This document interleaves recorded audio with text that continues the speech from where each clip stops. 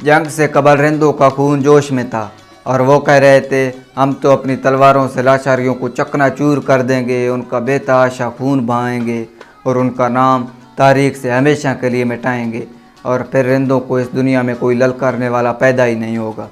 मीर चाकर ने कहा था, बहादुरों का इंतकाम भी मुझे प्यारा है जो मेरे ऊंचे किलों पर हमला करने की हिम्मत रखते हैं। मैं हूं मुंसिफ रज़ा और चलते हैं मीर चाकर आज़म की नाकाबिले फरामोश दास्तान की जानिब। मैदान कारजार की तरफ रवानगी से थोड़ी देर पहले अजीम जंगजू बीवरग, जो कि मीर चाकर का अहम कमांडर भी था, बीवरग ने सरदार मीर चाकर को सही माकूल दलाइल के साथ दरखास्त करके मीर चाकर को समझाने की कोशिश की और कहा, मीर चाकर अपनी तलवार म्यान में डालो, लाशारी हज़ारों जंगजू जयालों पर मुश्तमिल हैं और सुर्ख पनामों वाले लाशारी ताकतवर और बेहतरीन जंगजू हैं। उन्हें हमारे नाकाबिले तस्कीर किले पर हमला करने दें। तुम्हारे लिए पीछे हटना नामुमकिन है, लेकिन आगे बढ़ना मौत को दावत देना है। बीवरग के इन जुमलों ने कुछ गद्दारों को भड़काया और उन्होंने अपनी ज़बान खोल दी और बीवरग से तंजिया अंदाज में मुखातिब हुए। बच्चों की तरह दूध पीने वाले बीवरग तीरों की हैबत से लरज़ रहा है।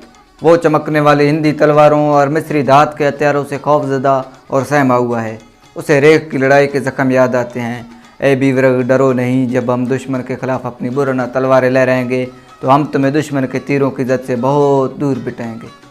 बीवरग ने यह सब सुनकर शदीद गुस्से के आलम में अपने घोड़े के पीठ पर बैठकर चाकर से कहा, आपको आज ही के दिन अपने किए पर पछताना पड़ेगा।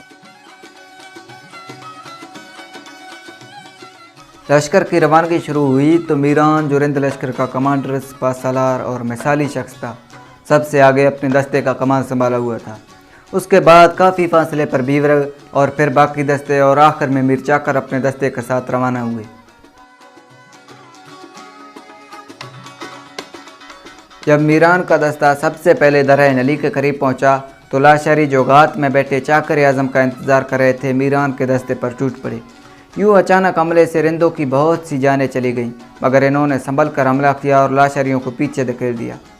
लेकिन लाशारी तादाद में ज़्यादा होने की वजह से इस दस्ते पर भारी पड़ने लगे और मुमकिन था कि लाशारी इस पूरे दस्ते को मीरान समेत ख़त्म कर देते, मगर पीछे से बीवरग का दस्ता ऐन वक़्त पर मदद के लिए पहुंच गया और लाशारी भाग निकलने में कामयाब हो गए।